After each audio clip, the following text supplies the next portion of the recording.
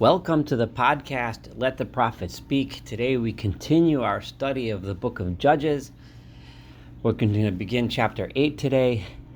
At the end of, in chapter 7, we read of the battle between Gideon and where he was victorious against the Midianites and their allies, who are the Amalekites and the Kedemites. So there was the Bnei Amalek, the Bnei Kedem, and Midian in the lead. And we mentioned that when the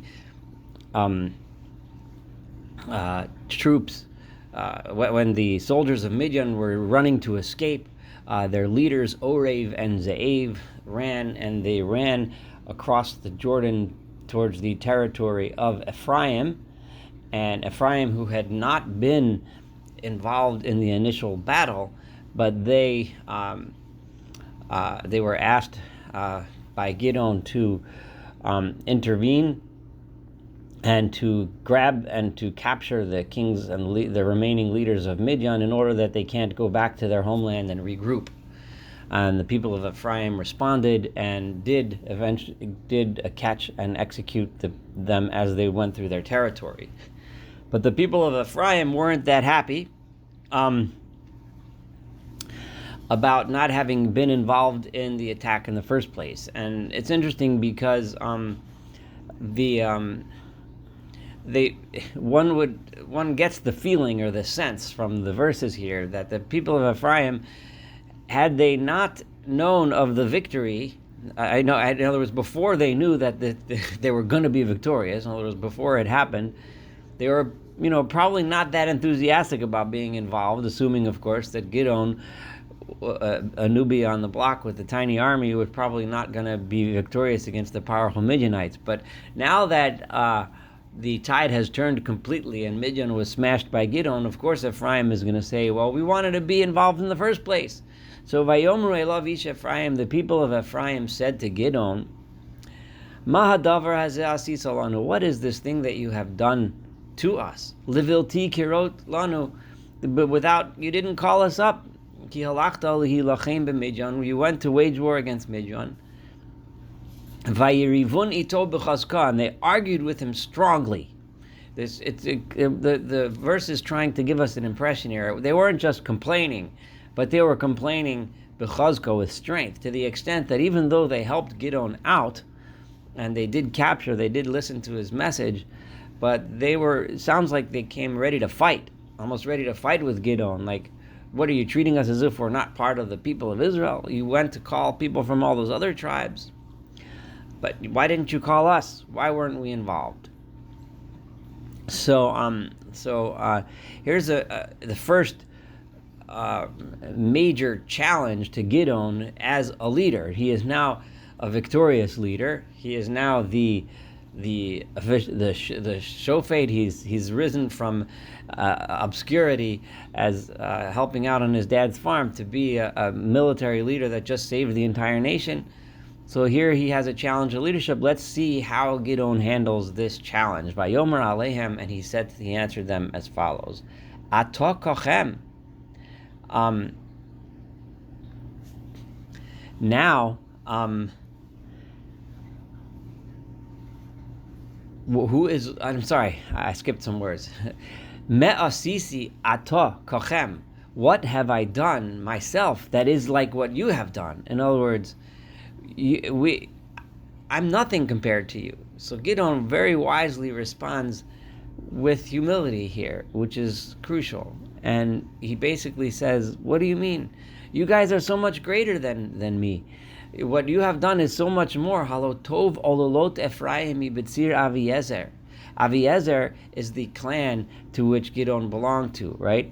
And in the Menashe tribe. So he's saying the ololot, the leftover grapes that of Ephraim, like the little bits of Ephraim's produce, is so much better than the entire harvest of the Aviezrites of my clan. In other words, you guys have it so much better. He uses that the mashal of grapes to refer to the product, the accomplishment of Ephraim. You guys accomplished so much more than I accomplished. Because what did I? Because look at what you accomplished. Bi'edchem natan Elohim, God has given in your hands at Tzorei Midian, the leaders of Midian at Orev et Ze'ev, the two leaders Orev and Ze'ev. Umaya cholti asos kachem. What can I do compared to you? Here Gideon is minimizing his victory, even though he managed with 300 men to smash an entire army. He's saying that Ephraim, you guys did so much better. When he spoke this way, their anger against him, their ruach, their spirit of wanting to fight, their anger softened up from upon him. In other words, they were angry at him, and that softened up. So he placated them very wisely by basically, how should I say, puffing them up, by telling them how great they are, and by minimizing himself and his own accomplishment. So he thus diffused a challenge to his first major challenge to his leadership. But there will be more. Vayavo Gideon hayardena. Now Gideon came to the Jordan River. Well, one of the things that we get the sense of, and it's not just here, but it's preceding chapters and succeeding chapters, is the tremendous amount of tribalization that had occurred. The tribes are viewing themselves as separate tribes with very loose relationships between them. The unity of the people of Israel is very fractured. And you get the sense that each tribe is looking at themselves as a separate entity. Anyway, Vayavo Gideon hayardena. Gideon then came to the Jordan River, Overhu, and he crossed over the river. Ushloshmeos ish asherito, and the 300 men that were with him, Ayefim verodfim. So now they crossed the Jordan back to Gideon's location in Menashe, across the Jordan on the eastern side bank of the Jordan. And they were Ayefim, they were exhausted. Ayefim really means hungry and thirsty, Virodfim, but they were still chasing some other remnants of this Midianite army who were still trying to retreat back to Midian. So they passed a place called Sukkot, Vayomer Lanshe Sukkot. They said to the people of Sukkot, it is assumed, it's not identified, but it is assumed that the people of Sukkot are Israelites, because this area would have been settled by Israelites. These people are Jews, so you'd expect them to be supportive of the one who just saved them, right? The Malbim points out over here that they would be obligated to help them. Number one, just because they're exhausted, and number two, because they owed them something. They owed them the fact that they just saved them too from the Midianites. So they said to the people of Sukkot, Tenu na kikrot lechem, please give us loaves of bread, la'am asher b'raglai, to all of the people that are with me, my soldiers, ki ayefim him, they're hungry, they're starving, v'anochiru, and they're thirsty, v'anochiru defach harai zevach b'tzalmunam machi Midian, and I'm still chasing two remaining kings of Midian. The big guys, Ze'ev and Orev, were killed by the people of Ephraim, but Zevach and Tzalmunna are two other kings of Midian, or Midianite leaders that are I'm still chasing them, and I really don't want them. It's important that they don't get back to Midian, regroup, and attack us again. So Vayomer Sore Sukkos. So the people of Sukkos said to Gideon, and one gets the sense that they have this attitude because Gideon is this upstart. Gideon, they still look at him as the kid, the farmhand from the smallest clan. Who are you anyway? Hachaf zebach v'tzalmuna atobi yodecha. Are zebach and tzalmuna already underneath your hands? In other words, have you put them? Do you have them captive? Are you holding them? Kinitain litzivach alechem, that we should give your armies bread. One also gets the sense that these people of Sukkos didn't trust that this victory was going to be real. So here we have a lack of faith in God, because remember, Gideon established his leadership by bringing the people back to God himself and away from idol worship. And Gideon, and they also don't have faith in Gideon as the leader. Well, fine, you did a victory, but Zevach and Salmuna are still running away. They're going to get you again. So who do you think you are? Why should we help you? In other words, and they're also afraid. If we help you, Gideon, then Zebach and Salmuna, since you don't have them under your control, they're going to come back and take it out on us. So Vayomer Gideon, and Gideon said, Lachein, therefore, because of your behavior, because you are still not loyal to your people. Remember, the point here is that, well, like I pointed out from the Malbim, that the people are so, they should be loyal to each other, different tribes to each other, as a people to each other, and fight the enemy together, right? Being and have faith in God and have bring about unity. And instead of unity, they're fractured. And as long as you're fractured, Midian is going to win. If we don't work together, we can't fight Midian. We can't protect ourselves. So Gideon therefore says, Vayomer Gideon, this is verse 7, Lachein, therefore, beteit Adonai et Zevach bet Salmuna biyadi. When God does bring Zevach and Salmuna under my hand, when I conquer them, because Gideon is confident that he will, Vidashti et besarchem et kotzei hamidbar v'et avakanim, I will smash your bodies. This is very graphic, unfortunately, against the thorns growing in the fields in the wilderness at the barkanim, and they're just sharp plants.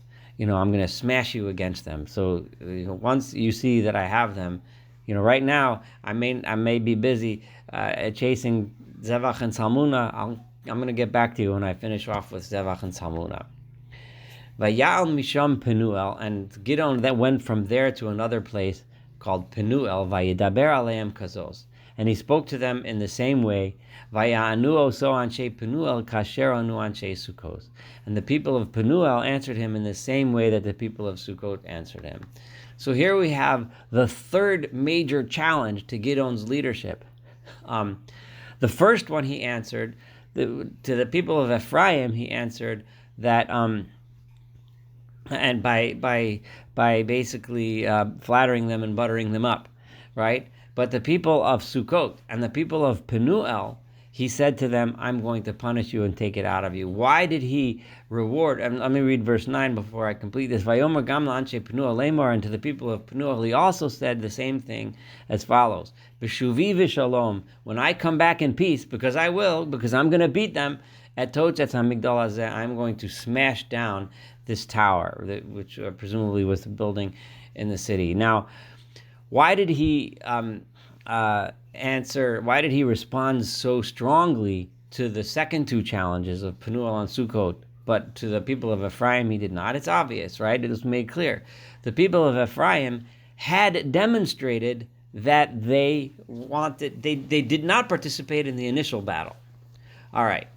Gideon is able to forgive them that, but when they came to him, first of all, they had already demonstrated that they were willing to help, because they did capture Orev and Zev. They did listen to Gideon's instructions, and now what they were professing is that they're claiming that they would have helped the whole time. They're saying, we're part of you. So in other words, Gideon can forgive someone who didn't listen in the beginning, as long as they get the message and understand and now want to participate and be a part of the unity that Gideon is trying to build.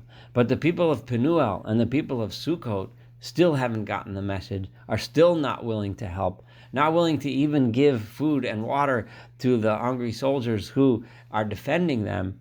That Gideon cannot, that kind of disunity Gideon cannot tolerate.